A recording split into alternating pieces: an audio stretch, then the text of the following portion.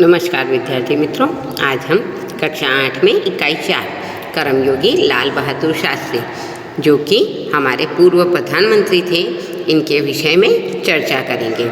इस निबंध को डॉक्टर शंकर दयाल शर्मा जी ने लिखा है, जो कि हमारे 9वें राष्ट्रपति थे।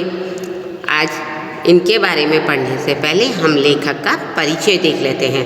भारत के 9वें राष्ट्रपति श्री शंकर दयाल शर्मा का जन्म भोपाल मध्य प्रदेश में हुआ था। इनकी प्रारंभिक शिक्षा मध्य प्रदेश में ही हुई थी। आगे की पढ़ाई इन्होंने आगरा, इलाहाबाद, लखनऊ विश्वविद्यालय में की थी। इसके बाद उन्होंने MA और LLB इसकी भी उपाधियाँ प्राप्त की। बाद में ये कैम्ब्रिज विश्वविद्यालय में गए और वहाँ से उन्होंने PhD की पढ़ाई की। वहीं 1 साल तक वह प्रवक्ता के रूप में भी रहे। इसके बाद जब ये भारत लौटे तो ये राजनीति में सक्रिय हो गए। विधायक और सांसद के रूप में इनकी राजनीतिक यात्रा आरंभ हुई। इसके बाद तो वे आगे ही बढ़ते रहे। राज्यपाल, उपराष्ट्रपति और बाद में राष्ट्रपति जैसे सर्वोच्च पद पर वह पहुंच गए। हिंदी और अंग्रेजी दोनों भाषाओं में इन्होंने बहुत सी पुस्तकें लिखी हैं, जिनमें से कुछ इस प्रकार है: देशमणि, हमारे पथ प्रदर्शक, प्रतिष्ठित भारतीय, हमारे चिंतन की मूलधारा। इन सभी पुस्तकों के द्वारा ये अपने साहित्य को बढ़ाते हैं। कर्मयोगी लाल बहादुर शास्त्री रेखा चित्र में लेखक ने शास्त्री जी के व्यक्तित्व का विश्लेषण किया है और विश्लेषण करते हुए यह बताते हैं कि अपनी कर्मठता के गुण के कारण लाल बहादुर शास्त्री एक अति सामान्य परिवार से उठकर देश के प्रधानमंत्री पद तक पहुंच गए। कर्मठता यानी कर्म के अनुसार कार्य करते रहना। कर्म को ही वे ईश्वर मानते थे। कर्म के प्रति अटल आस्था और संपूर्ण समर्पण उनके जीवन विकास का मूलाधार था। इस इकाई में हमें कर्मयोगी लाल बहादुर शास्त्री जी के जीवन से समर्पण भावना, कर्तव्यनिष्ठता, कर्मठता, सेवा, इन सभी गुणों को सीखने का बोध होता है।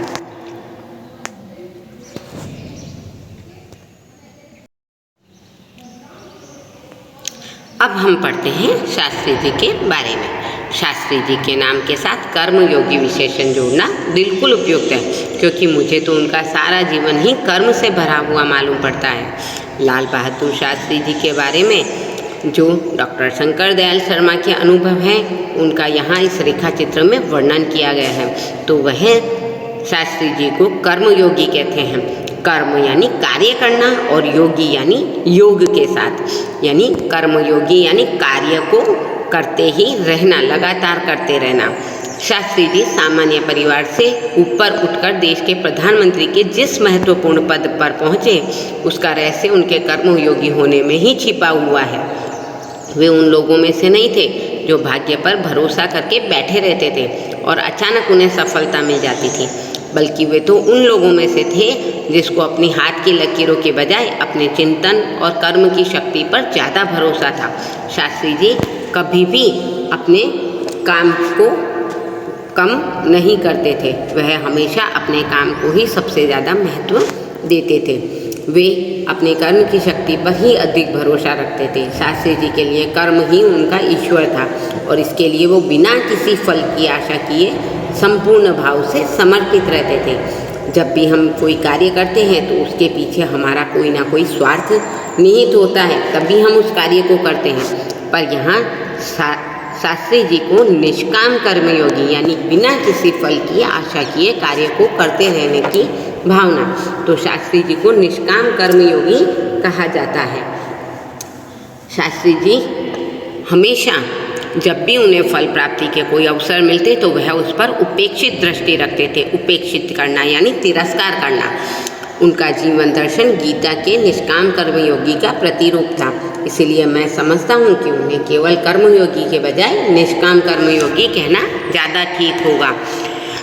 अपने उद्देश्य के प्रति दृढ़ आस्था, उस उद्देश्य को प्राप्त करने के लिए कर्म का भाव, उस कर्म के प्रति संपूर्ण समर्पण, ये तीनों बातें उनके चरित्र में और जीवन दर्शन में दिखाई पड़ती थी। अपने एक भाषण में तो उन्होंने यह भी कहा था कि यहाँ तक कि आप भले ही राजनीतिक क्षेत्र या सामाजिक क्षेत्र या किसी भी क्षेत्र में काम करते हो, पर आपको अगर उसमें सफलता प्राप्त करनी है तो आप अपने दायित्वों का पूरी तरह से निर्वाह करें। आपको जो भी कार्य दिया जाता है वह समर्पण, भक्ति और कर्म के समन्वय में होना चाहिए, यानी सभी अपना सब पूरा ध्यान उस काम को पूरा करने में लगा देना चाहिए। मैं शास्त्री जी की सफलता का रहस्य उनके इसी महत्वपूर्ण चिंतन में मानता हूँ। साथ ही मैं यह भी मानता हूँ कि किसी भी व्यक्ति, समाज और देश के विकास का रहस्य इसी भक्ति और कर्म में निहित होता है। शास्त्री जी का पूरा जीवन श्रम, सेवा, सादगी और समर्पण इसका एक अद्भुत उदाहरण है। उनके ऐसे गुण उनके कार्य और उनके विचारों में ही अभिव्यक्त नहीं हो पाते। अभिव्यक्त करना यानी अपने भाव प्रकट करना, बल्कि उनको देखने से ही इन सभी भावों का एहसास हो जाता था। उनके व्यक्तित्व में विचारों का अनोखा समन्वय था। वे जो कुछ कहते थे वही करते थे, और जो कुछ भी करते थे वह केवल अपने राष्ट्र प्रेम की या राष्ट्र लाभ की भावना से ही करते थे।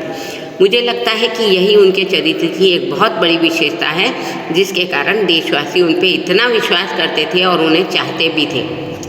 पंडित नेहरू की समृद्ध राजनीतिक विरासत को संभालना और उसे आगे ले जाने का काम कठिन नहीं था, कम कठिन नहीं था, लेकिन देश ने उस समय साफ साफ देखा कि उसे संभालने की ताकत केवल शास्त्री जी में ही है। और शास्त्री जी ने अपने निर्मल चरित्र और दृढ़ संकल्प शक्ति द्वारा देश की इस आशा को पूरा भी किया। शास्त्री जी की सबसे बड़ी विशेषता ये थी कि वे एक सामान्य परिवार में पैदा हुए, सामान्य परिवार में ही पले बढ़े, और जब देश के प्रधानमंत्री जैसे महत्वपूर्ण पद पर पहुँचे तब भी वह सादगी भरे ही रहे। मित्रों, आप चित्र में देख ही सकते हैं, सबसे आगे शास्त्री जी नजर आ रहे हैं। छोटा कद, ऊंचे विचार और आकर्षक व्यक्तित्व। अपने जीवन में वे सादगी से ही परिपूर्ण रहे हैं। उनका पूरा परिवेश आपको सादा नजर आ ही रहा है। विनम्रता, सादगी और सरलता ये उनके व्यक्तित्व की एक विशेष प्रकार की आकर्षक शक्ति थी। इस दृष्टि से शास्त्री जी का व्यक्तित्व बापू के अत्यधिक करीब था। यह कहना उचित है कि बापू से प्रभावित होकर ही सन 1921 में उन्होंने अपनी पढ़ाई छोड़ी थी। शास्त्री जी पर भारतीय चिंतकों डॉक्टर भगवान दास और बापू इन दोनों का ऐसा प्रभाव था कि जीवन भर उन्हीं के आदर्शों पर वो चलते रहे, यहाँ तक कि लोगों को भी उन्हीं के आदर्शों पर चलते रहने की प्रेरणा दी। शास्त्री जी के संबंध में बाइबल की यह बात बिल्कुल सही है कि विनम्र लोग ही पृथ्वी के वारिस होंगे, यानी जिसमें विनम्रता का भाव होगा, जो जितना विनम्र होकर रहेगा वही इस पृथ्वी पर रह सकेगा। तो मित्रों, आज इस अभ्यास में इतना ही। आगे का हम अगले अभ्यासक्रम में पढ़ेंगे और समझेंगे। धन्यवाद।